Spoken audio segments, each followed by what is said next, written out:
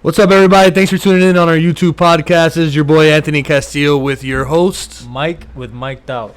Now, to all of our listeners joining us for the first time, I just want to make sure that you're following us on IG and Twitter at Trinted Media. That's TTRINTED Media. But to everyone that's already subscribed and follow us already, thank you very much. This is season 1, episode 5. We're getting into this, our 5th episode for this season. Dude, I can't believe we're this far. Yeah, we are. Season 5. Season 5. Attaboy. Episode 5. There we go. Starting off right. But starting off on the right note. Let's get started with the fan engagement. I'm really excited for this week's fan engagement because it's a lot to talk about, you know. So let's get right into it. It's what was the biggest upset this past week in football? Like, which one surprised me more? Yeah, which one surprised you more?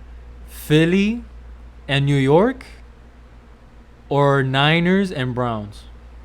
Oof. Because, to be honest, it's got to be the Eagles. The Eagles figured out that they are a run-first team. Like, they've solidified that DeAndre Swift is going to run the ball, and they're going to force them to run the ball. Like, they're not trying to lose to Devontae and A.J. Brown. Although, on fantasy, A.J. Brown's still going dummy. Stupid. Dummy. Okay. I have him in 2 leagues, and I'm winning in both. Yeah, I bet. No, that guy's going retarded, bro. Like, if you selected him as a first-round pick, like, you definitely got your money's worth for that guy. Like, yeah, the guy's been a dog. But besides that, the Jets have obviously, like Robert Saleh said, they have gone through the gauntlet of quarterbacks, and they've done pretty damn good so far, bro. Like, that defense is legit, bro. Like, I'm worried when Rodgers comes back that team is going to just be really damn good. Like this year, I like being a Dolphins fan, even though whatever, everybody just continues to shit on me because I just rather pick Herbert over fucking Tua. Dude, we got to win it this year. Like, this is it. This is the year. Like, this is the year. We have to win it this year. Like, if Tua wants to prove everybody wrong and the Dolphins want to get what they want, and we as the Dolphins nation wants a fucking ring, it has to be this year. Like, no Rodgers. This is our chance. We got to put up with Rodgers for another 2 years, even though we're going to have Tua for a while. But this is it right here. Like, we don't have Tyreek for a while. Like, this is it. We got to win right now, in my opinion. So, Eagles definitely, in my opinion, was the bigger upset. What do you think, Cuz? So, I like the Niners and Browns game a lot more because, yes, the Niners did come down to injuries. You know, the Browns are playing with a backup quarterback. Not to say the Jets aren't either. But, you know, the Browns, come on, man. Chill, though. It's way different. Zach Wilson was a second overall pick. Like, this guy was drafted first round. Like, they invested into him thinking that he was the shit. Yeah, but just like the Browns, they have a better quarterback on reserve. True. So that's the point I'm trying to make, you know. So the Browns are on their backup quarterback. They're on their backup running back. They're on – who else is hurt? You know, the Browns are dealing with a bunch of injuries, right? Yeah, basically, and they don't even have the plethora of receivers and options offensively that the Jets do. So or the Eagles. Now that the Niners came down with a couple injuries. They lost their best running back, they lost their best receiver, they lost their best offensive tackle. And it came to a game down to the wire, and the Browns they snuck out with that dub. Yeah, bro. Everybody that's a legit NFL insider or knows what's going on in the NFL knows that the Browns on defense and defensively are a juggernaut. Like, yeah, that front four, bro, like, is legit, bro. Yeah, and imagine when I was watching that game, and when you see Trent Williams go down in the same spot that Myles Garrett rushes you, good luck winning that game. No, for sure. Good luck. Yeah, the Niners' injuries, I guess you can say they were more of an influence into them losing the game. But Brock Purdy, did he finally show some weaknesses? Did the Browns finally figure him out? I don't know. People are saying that the Browns exposed Purdy. I don't think we're one game into that conversation yet because Purdy has done a lot already. Yeah, bro. This guy only has one pick, bro. Imagine. Guy has one pick, bro. Imagine last year how far did he take them before he got hurt? Before even losing a game, that's his first loss. His first pick as and a his starter. first loss. As a starter, yeah. Yeah. Yeah, that guy, kid has a lot of talent, you know. But to say that the Browns exposed him is a bold statement. I wouldn't give in to that. At least not yet. I need to see a couple more defenses do that to him. And maybe I'll entertain that. But for now, I won't. All right. I want to entertain a different conversation. Let's hear it. Well, let's talk about New England and Bill Belichick and the New England woes. Goodbye, Bill Belichick. For real? That's what you really think? I mean, you know, you have to say goodbye eventually. You know, Bill Belichick has been there for so long, but everything is just not working right now. Dude, but their defense is still stout, bro. Like, it still works. Like, they still work. Their offense just doesn't work. They don't have actual weapons there. Like, They don't. Like, I don't care what anybody says, bro. Like, a quarterback is only as good as your offensive line and what you have around you. Like, you can, like, bro, there's only one Tom Brady, bro. There's only one Aaron Rodgers. There's really very few, like, top-tier, elite, like, superior quarterbacks that the quarterback makes the people around them better. Like, very few, bro. For the most part, we've seen it already. Like, quarterbacks need their receivers, bro. Like, we were just talking about the Eagles. Jalen Hurts has A.J. Brown. Rodgers, when he comes back, is going to have Garrett Wilson and Alan Lazard. Like, there's weapons. They have running backs over there, bro. Like, that team is trying to carry the load on 2 running backs and a mediocre Mac Jones who's just subpar, bro. Like, that's not going to get the job done. And on top of that, Hunter Henry is your best offensive weapon? Kendrick Bourne? Who the fuck is Kendrick Bourne, bro? Like, who was this guy before being any relevancy on fantasy? If it wasn't for fantasy, I wouldn't even know who this guy is, bro. I don't follow New England like that, bro. I have Ramondre Stevenson in 2 leagues, and he's been playing like shit. Like, Ezekiel Elliott has been giving them more consistency than Ramondre, because Ramondre is a PPR guy, you know?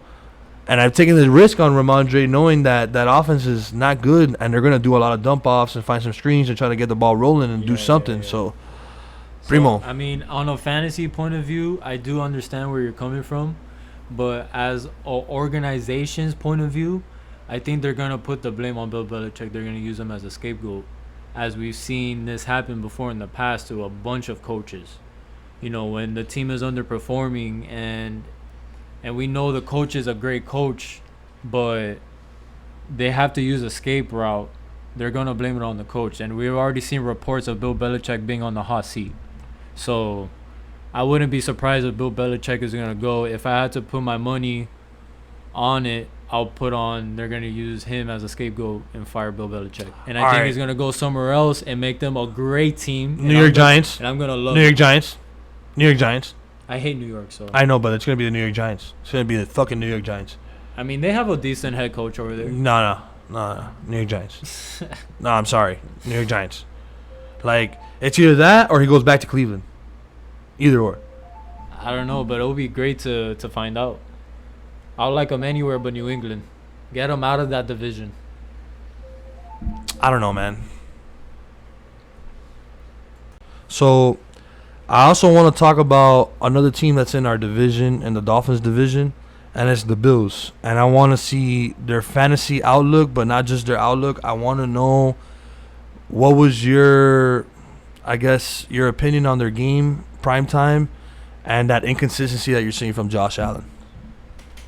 Yeah, man. The Giants, you know, they played really well against the Bills, and that pissed me off. I lost a fantasy week because of that, because I have Josh Allen and Stephon Diggs, and you know, Josh Allen underperformed. Stephon Diggs still did his because he's just a dog, you know. But Josh Allen, you know, he definitely underperformed against a struggling Giants team, you know.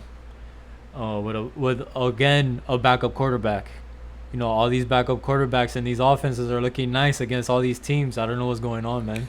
Yeah, bro. It's like it's almost they got that like illusion that you just don't know what you're gonna get out of him because you haven't seen him. You don't scheme for him. You don't really you don't go out of your way to look at film on that guy, especially in an offense that he hasn't played in before. So it's tough. And I could kind of see when you're going into a game with no pressure, expected to lose. You know, you're not going out there worrying about losing because that's what is expected. So you're just going out there worried about winning. Yeah, like now that you say that, that kind of reminds me of Baker's performance when he played with the Rams last year, and the Rams were shit. Oh my! And he came in, he got traded over there, or he got picked up over there, he didn't even have like 2 days or 1 day of learning that offense, and he had to learn it on the fly with McVay, and McVay made Baker look like fucking Brady and Rodgers put together on fucking steroids. He got a starting job somewhere else. He literally got a contract for the Bucks because McVay made him look like a fucking savage. But Primo, the Giants, man, fantasy outlook. I hate it. It's not looking good, bro. I hate it. Barkley and them boys, Waller. I mean, Waller's literally their best player. Yeah, I mean you don't have anything else but them. Like they have 17 wide receivers. None of them can produce. They've drafted like 9 in the last 3 years, some exaggerated number, and they can never they just don't pan out. Is that or the development team sucks? Oh, dude, I don't know if it's the development team, bro. I just think it's the scouting, bro. Because for example, like everybody was talking shit about Cooper Kupp and him not being the best receiver in his class, but Steve Smith Sr. was going out of his way and saying like, yo, that's the most well-rounded receiver in this whole class. Yeah. And everybody was talking shit about him, and now look at him. He's been the most well-rounded receiver in that class. So it's like, I think it comes down to scouting. I don't think it really comes down to development, bro. Like some guys got it, some guys really don't. You know. Yeah. So with that being said, we're gonna hang our gloves on this episode and we're gonna keep it moving. But we want to say thank you to everybody that's been listening and that's been tuned in so far on our episodes and on our podcast. And make sure that you guys are following us and subscribing to the podcast. That's very important, especially on YouTube. Primo, go ahead and finish us off here. And what our fans and our engagers should be looking and tuning in for the future, and where they should be going to follow us. So yeah, if you guys want to stay updated, Instagram is the best spot. We're constantly posting memes, funny stuff, polls, everything to get you engaged. So follow us on Instagram and on Twitter at Trented Media. That's TTRINTED Media. And on YouTube, definitely hit that subscribe. The more you hit that subscribe, the more it makes us want to get excited, more involved with you guys. The more excited it gets us to get into this podcast more. So we already see a couple of you that's already subscribing. Thank you to you guys already. So with that being said, this is your boy Anthony Castillo and your host Mike. Will mic'd out.